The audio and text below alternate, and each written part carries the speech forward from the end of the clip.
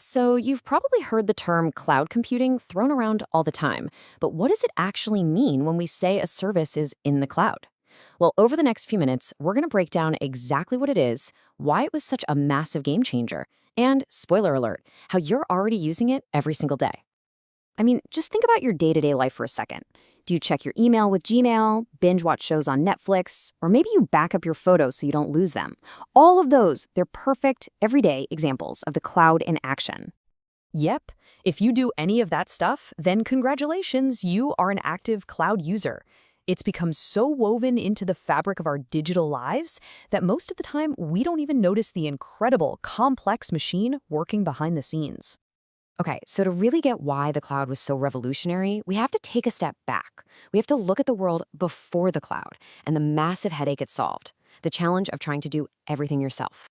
All right, picture this. Scenario one, you're launching a cool new startup, but as you get more customers, you get more data, and you're just bleeding cash on expensive servers and hard drives just to keep the lights on. Or, scenario two, you're a developer, you build an awesome website, and you decide to host it on your own computer. But the second it goes viral and a few hundred people show up, boom, it just dies. Instantly. These were very real, very painful problems. And when we say expensive, we mean seriously expensive. If you wanted to build a server that was powerful and reliable enough to handle a ton of users, you could easily be looking at an upfront cost of over $100,000. I mean, that's just a non-starter for most new businesses, right? And you know what? That huge upfront cost, that was just the tip of the iceberg.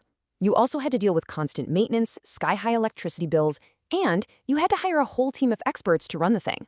You were on the hook for security 24/7. And maybe worst of all, it was so inefficient.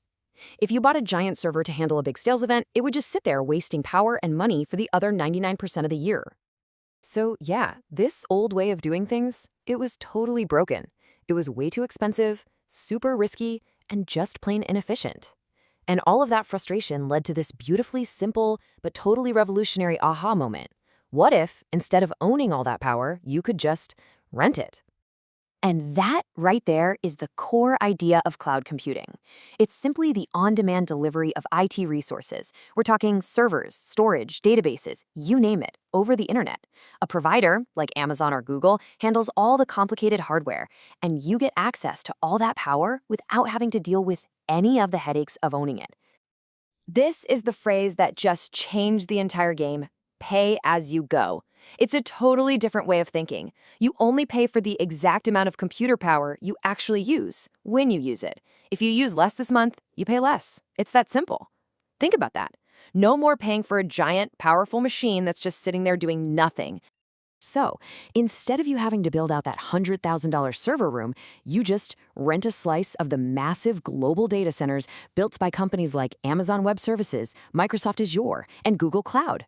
They handle the hardware, the security, the cooling, they handle the whole shebang.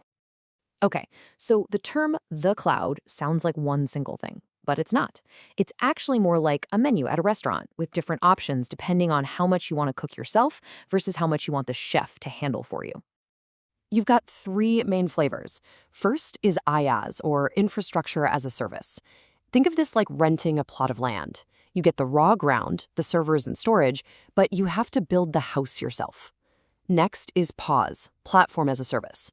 This is like renting a furnished apartment. The landlord handles the structure and the plumbing, the hardware and operating system, so you can just focus on your apps and data. And finally, there's SaaS, software as a service. This is like staying in a hotel. You manage nothing. You just show up and use the finished product, like Gmail or Netflix. All right, so we get it. We can rent this power in different ways. But where does this cloud actually live, and who gets to use it?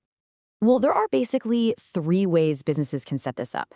A public cloud, like what AWS offers, is shared by lots of customers, which makes it super cheap and easy to get started.